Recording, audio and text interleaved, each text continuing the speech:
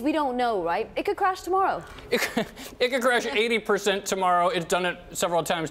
I noticed that over Thanksgiving, Mike Novogratz tweeted that he was like, he was thankful for a number of things, the Macy's Day Parade and the move in Ethereum. So he was sure to give that thanks. And as you noted, like his targets, they're basically almost already here.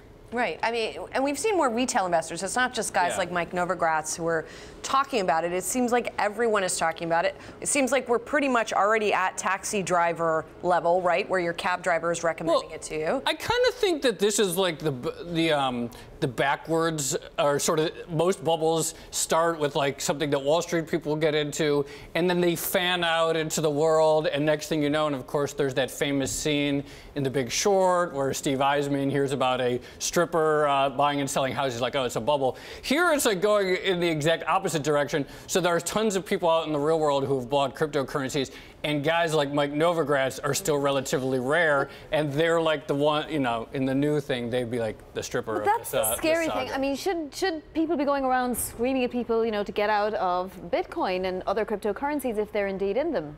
Well, no, I mean, probably not, but it is, there is an evangelicism about this. We've talked about this before. It's sort of like this religious fervor. It's like people get into them, and then they just like hound their friends and families. You should buy them too. And that's probably what happened over Thanksgiving. It's like some student comes back from college and talks about all the money he's made, and then hounds their uncle and their parents, and then we see there was like several 100,000 Coinbase signups over the weekend. 700,000?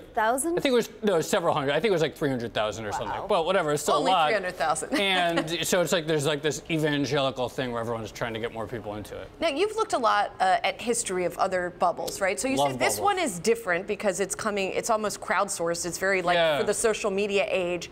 But do the bubbles always pop? Do they always sort of end the same way? No, they don't always end the same way, but they always end, and they always end painfully. But the important thing to recognize is that it's just really difficult to call the top of them. And so you see these signs here and there. You're like, oh, someone said this. My taxi driver just said this. And that must be the top, and then it could go up another 50%. I mean, think back to .com, like there were signs in 1998 of people losing their minds over it, and then it went on for another 2 years. So while they do ultimately end in tears, it's just super hard to know when you're going to be the one holding the bag.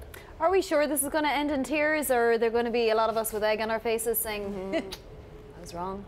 I mean, there's going to be a lot of people ending in tears either way, right? Like, I don't know, but on one side or the other. Yeah, on one side or the other, because they're never, but I don't, the future is tough to tell.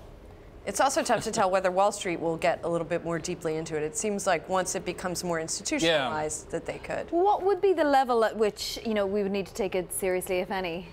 Well, it's interesting because like we're talking all the time about it, and every day there's like new stories about it, new things about people, and it's fairly small as a thing. Like I think I saw that the total value of all Bitcoin is somewhere around the level of GE. So it's like we don't talk about GE every day, and even if there was a stock that was going up as fast as Bitcoin, we wouldn't talk about it every day.